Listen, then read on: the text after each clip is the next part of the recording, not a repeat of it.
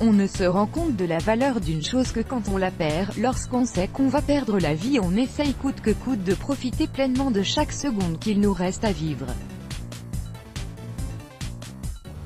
Le soutien psychologique de la famille et des amis reste tout aussi primordial que le traitement lui-même, même dans un état très avancé d'une maladie.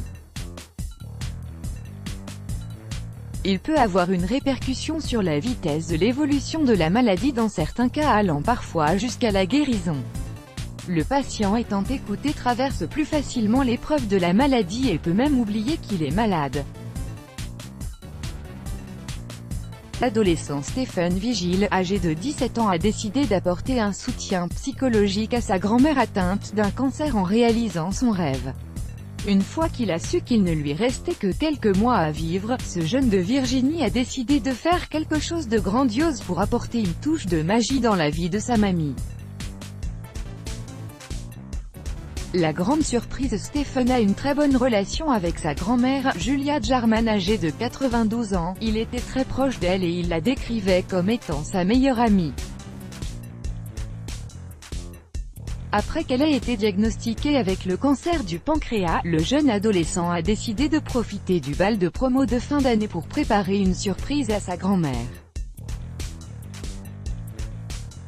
Il a donc prévenu le directeur de son lycée qu'il allait avoir une cavalière spéciale. Celui-ci lui a même accordé un délai pour tout préparer, prenant en considération les circonstances du choix du jeune étudiant. Le directeur a même transgressé une loi du bal, étant donné que la cavalière ne doit pas dépasser l'âge de 20 ans. Ce qui a permis à Stephen d'escorter sa mamie de 92 ans. Les amis de l'adolescent ont soutenu sa décision.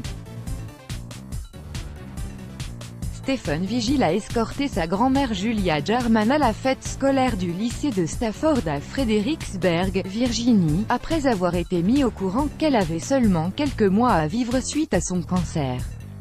Il a décidé de prendre sa grand-mère à la fête de fin de promo, pour profiter agréablement du temps qui leur reste à vivre ensemble.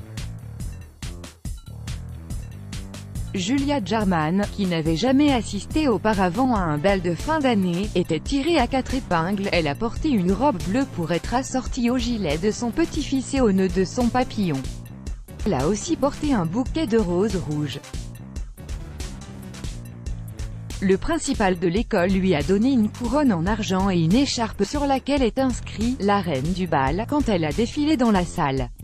Julia Jarman a beaucoup apprécié son tout premier bal de promo qu'elle a qualifié de merveilleux. Elle déclare y avoir passé un moment mémorable en compagnie de son petit-fils et de ses amis.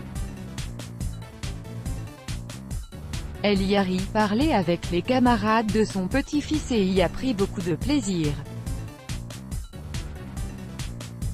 Le petit-fils a avoué que le fait que sa grand-mère ne lui reste pas beaucoup de temps à vivre l'a poussé sans aucune hésitation à prendre la décision de l'escorter à son bal de fin de promo. Il était très heureux d'avoir partagé ce moment avec elle et en garde des souvenirs inoubliables. Let's block ADSY